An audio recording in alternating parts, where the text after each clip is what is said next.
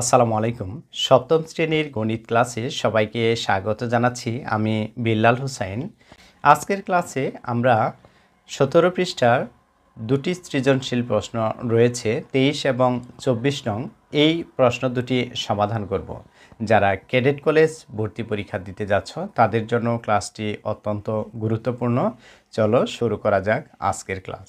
২৩ নং সৃজনশীল প্রশ্নটি হচ্ছে ৩৮৪ এবং ২১৮৭ দুইটি সংখ্যা। ২৩-এর ক নম্বর প্রশ্নটি হচ্ছে প্রথম সংখ্যাটি পূর্ণবর্গ কিনা উৎপাদকের সাহায্যে যাচাই করো। প্রথম সংখ্যাটির আমরা প্রথমত উৎপাদক নির্ণয় করব, এরপরে আমরা দেখব এটি পূর্ণবর্গ সংখ্যা কিনা। উৎপাদক নির্ণয় করার জন্য আমরা এটি লিখে নেই ৩৮৪। এটি একটি জোড় সংখ্যা। আমরা জানি জোড় সংখ্যাকে ২ দিয়ে ভাগ করা যায়, তাহলে আমরা 2 দিয়ে ভাগ করব। তাহলে এখানে কত আসতেছে? এখানে আসতেছে ১৯২। এটিও জোড় সংখ্যা, আবার 2 দিয়ে ভাগ যাচ্ছে, তাহলে এখানে আসতেছে ৯ দুগুণে 18, আর এখানে হচ্ছে 96। আবার 2 দিয়ে ভাগ করা যায়, তাহলে 48। আবার 2 দিয়ে ভাগ করা যায়, তাহলে হচ্ছে 24। আবার 2 দিয়ে ভাগ করলে আমরা পাচ্ছি 12। 2 দিয়ে ভাগ করলে আমরা পাচ্ছি 6, অর্থাৎ 6 দুগুণে 12। আবার 2 দিয়ে ভাগ করলে পাচ্ছি আমরা 3। তাহলে আমরা এখানে লিখব অতএব ৩৮৪ সমান, তাহলে এখানে 2 কয়টা আছে? 1 2 3 4 5 6 7, 7টা 2 আছে, 7টা হয়ে গেছে। 1 2 3 4 5 6 7 গুণ লাস্টে আছে কত? 3 আছে। তাহলে আমরা যদি জোড়া জোড়া আকারে সাজাই তাহলে কত পাচ্ছি? 2 গুণ 2 1 জোড়া পেলাম, 2 গুণ 2 2 জোড়া পেলাম, 2 গুণ 2 3 জোড়া পেলাম, গুণ 2 গুণ 3, অর্থাৎ 2 আর 3 আমরা জোড়াবিহীন পেয়েছি। তাহলে আমরা লিখব এখানে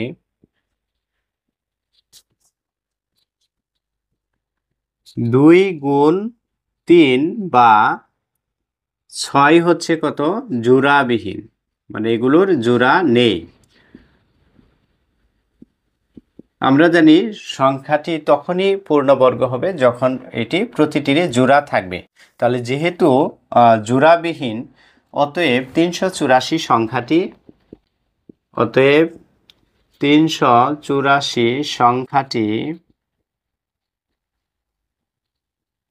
পূর্ণবর্গ সংখ্যা নয়।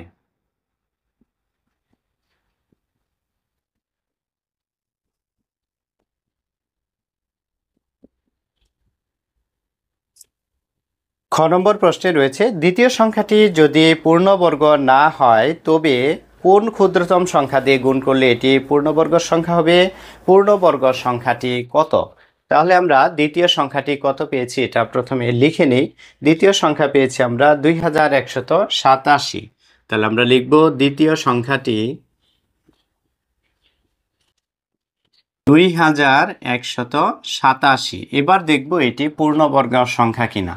তাহলে এটা যাচাইয়ের জন্য আমরা উৎপাদকই করতে পারি। বিজোড় সংখ্যা 3 দিয়ে যায় এখানে, তাহলে 3 দিয়ে দিচ্ছি আমি। 3 সাথে 21, এখানে 8-এর মধ্যে 3 যায় 2 বার, থাকে কত? 2 27, 3 নং 27। আবার 3 দিয়ে ভাগ করা যায়, এখানে 3 যাচ্ছে 2 বার, 3 দুগুণে 6 1 12, 3 4 12, 3 3 9। আবার 3 যাচ্ছে এখানে 3 8 24, 3 1 3 81। আবার 3 দিয়ে ভাগ যায়, তাহলে এখানে হচ্ছে 3 দুগুণে 6, 2 থাকে 21, 3 7 21। আবার 3 দিয়ে ভাগ যায়, তাহলে এখানে পাচ্ছি আমরা 3 নং 27। 3 দিয়ে ভাগ করলে 3 3 9। এবার আমরা দেখব যে এটি পূর্ণবর্গ সংখ্যা কিনা। তাহলে আমরা এখানে লিখব অতএব ২১৮৭ সমান 3 আছে 1 2 3 4 5 6 7টি। তাহলে আমরা লিখব 3 গুণ 3। তাহলে এবার জোড়া জোড়া করে দেখি। তাহলে জোড়া জোড়া করলে আমরা পাচ্ছি 3 গুণ 3। এরপর আমরা পাচ্ছি এখানে 3 গুণ 3। আবার পাচ্ছি আমরা 3 গুণ 3। এরপরে একটা পাচ্ছি আমরা জোড়াবিহীন, বা আমরা লিখে দিই এখানে 3 জোড়াবিহীন।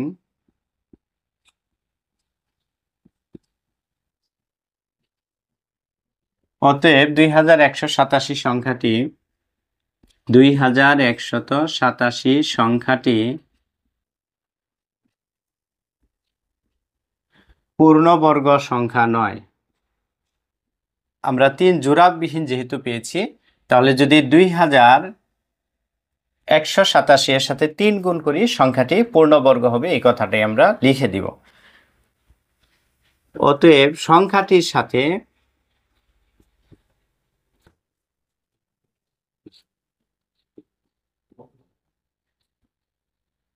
তিন গুণ করলে, যেহেতু এটি জোড়াবিহীন আছে, 3 গুণ করলে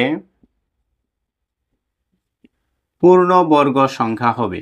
আচ্ছা, 3 গুণ করলে পূর্ণবর্গ সংখ্যা হবে। প্রশ্নে ছিল যে পূর্ণবর্গ সংখ্যাটি কত, তাহলে আমরা 3127 এর সাথে 3 গুণ করে দিই, পূর্ণবর্গ সংখ্যাটি পেয়ে যাব। অতএব পূর্ণবর্গ সংখ্যাটি সমান, তাহলে 3 গুণ করলে কত হচ্ছে, 3 7 21 এর 1 হাতের হলো 2, 3 8 24 আর 2 26 এর 6 হাতের হলো 2, 3 1 3, 3 2 5, 3 2 6, তাহলে পাচ্ছি আমরা 6561। এটি মূলত উত্তর। গ নম্বর প্রশ্নটি হচ্ছে, দ্বিতীয় সংখ্যাটির সাথে কত যোগ করলে এটি একটি পূর্ণবর্গ সংখ্যা হবে। আমরা এখন 3 গ নম্বর প্রশ্নটি সমাধান করব। আমরা শুরুতে দ্বিতীয় সংখ্যাটির বর্গমূল নির্ণয় করব। তাহলে এখানে 21 আছে, আমরা যদি 4 নিই তাহলে কত পাচ্ছি, 4 4 16, 5 নিলে 25 হয়ে যাচ্ছে, বেশি হয়ে যাবে, এই জন্য 4 4 16। এবার কাজ হচ্ছে আমরা বিয়োগ করে দিব। তাহলে বিয়োগ করলে 11 থেকে 6 বিয়োগ করলে 5 মিলে যায় এখানে, তাহলে 5ই থাকে। 4 এই পাশে আসলে হয়ে যাচ্ছে কত, 8 হয়ে যাচ্ছে। এবার আমরা 8 7 এটা নামিয়ে নিয়ে আসবো, 8 আর 7 587। 6 বার দিলে কাছাকাছি যায়, তাহলে 6 বার দিলে 8 আর 6 হচ্ছে 86, 86কে 6 দ্বারা গুণ করলে 6 6 36 এর 6 হাতের হলো 3, 6 8 48 আর 3 হচ্ছে 51, অর্থাৎ 516 হয়, এটি কাছাকাছি। তাহলে এখানে 6 হবে, এখানেও 6 হবে, এখানে হবে 516। বিয়োগ করে দিই আমরা, তাহলে বিয়োগ করে দিলে আমরা পাচ্ছি এখানে 1, এখানে পাচ্ছি আমরা 7, তাহলে 71 কিন্তু অবশিষ্ট থেকে যাচ্ছে। অর্থাৎ আমাদের 2187 এটি কিন্তু পূর্ণবর্গ সংখ্যা নয়, কিন্তু আমরা পরবর্তীতে একটি সংখ্যা যোগ করার মাধ্যমে এই সংখ্যাটিকে পূর্ণবর্গ সংখ্যায় প্রকাশ করব।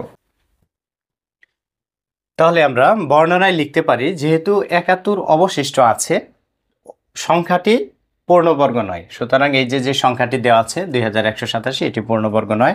তাহলে কোনো ক্ষুদ্রতম সংখ্যা যোগ করলে এটি পূর্ণবর্গ হবে। আমরা যদি একটা ক্ষুদ্রতম সংখ্যা এটির সাথে যোগ করি তখন এটি পূর্ণবর্গ হবে, কিন্তু সেই ক্ষেত্রে আমাদের খেয়াল রাখতে হবে যে বর্গমূল এখানে আছে কত, 46। তাহলে বর্গমূল কিন্তু এটির সাথে যখন আমরা সংখ্যা যোগ করে পূর্ণবর্গ করব তখন বর্গমূল 1 বৃদ্ধি পাবে, তাহলে তখন বর্গমূল হবে কত, 47।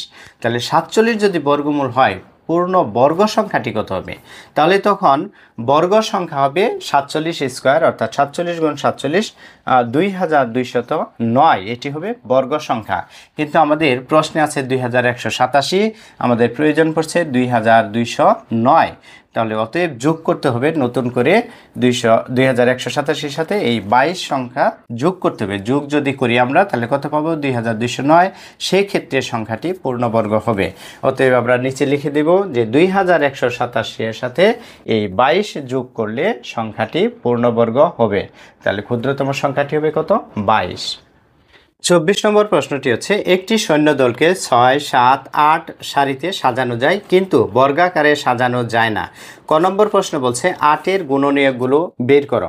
ক নম্বর প্রশ্নের সমাধানে আমরা 8 এর গুণনীয়ক বের করব। 8 কে 1 দ্বারা ভাগ করা যায়, তাহলে আমরা লিখব 8 একে 8, 1 গুণ, এরপরে 8 কে 2 দ্বারা ভাগ করা যায়, 2 গুণ 4 হবে, সমান 1 গুণ 2 গুণ 2কে আবার 2 দ্বারা ভাগ করা যায়, 2 দুগুণে 4। অতএব 8 এর গুণনীয়কগুলো হলো, তাহলে 1 আসবে এখানে, তারপরে আছে কত, 2 আছে এখানে, তারপরে আছে 4 আছে এখানে, এরপরে 8 নিজেও 8 এর গুণনীয়ক। এগুলো হচ্ছে মূলত 8 এর গুণনীয়ক। খ খ নম্বর প্রশ্নে রয়েছে শূন্য সংখ্যাকে কোন ক্ষুদ্রতম সংখ্যা দ্বারা গুণ করলে শূন্য সংখ্যাকে বর্গাকারে সাজানো যাবে। আমরা এখন এই প্রশ্নটি সমাধান করব। একটি সৈন্যদলকে 6, 7, 8 সারিতে সাজানো যায়, তাহলে ফলে সৈন্য সংখ্যা কিন্তু 7, 6, 7 এবং 8 দ্বারা কি হবে, বিভাজ্য হবে।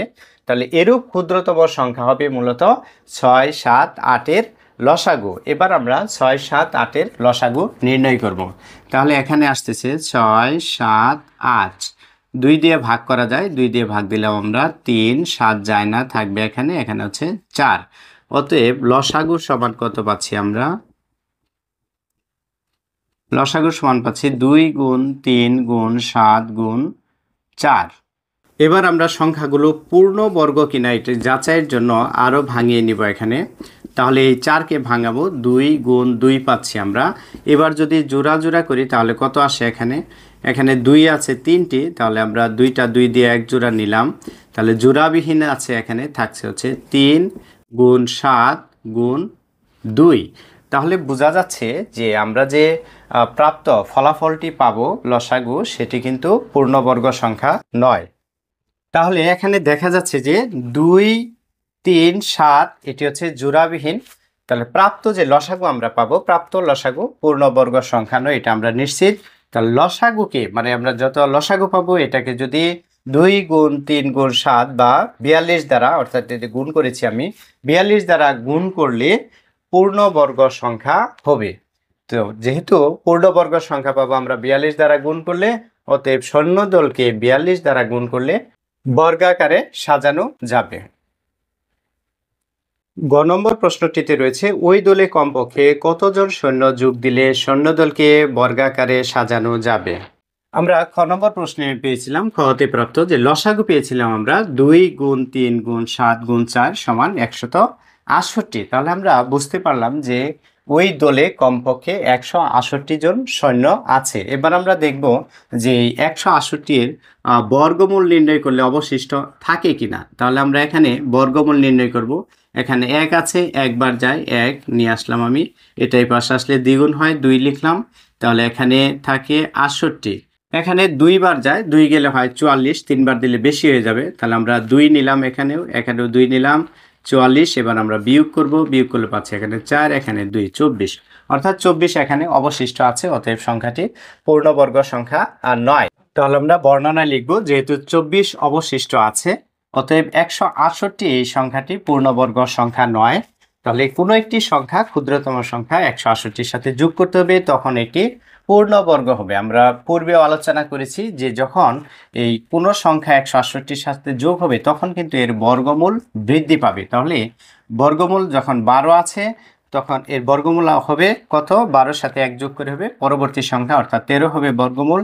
আর 13 যদি বর্গমূল হয় তাহলে বর্গ সংখ্যাটি কত হবে, 13 স্কোয়ার, অর্থাৎ 13 গুণ 13 169 হবে বর্গ সংখ্যা।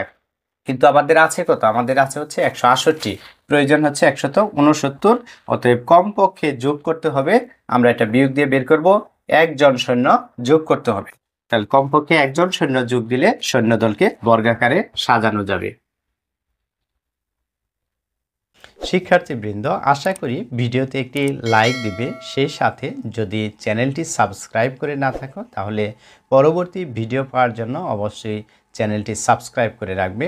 সবাইকে অসংখ্য ধন্যবাদ জানিয়ে আজকের মতো এখানেই ক্লাস থেকে বিদায় নিচ্ছি। আল্লাহ হাফেজ।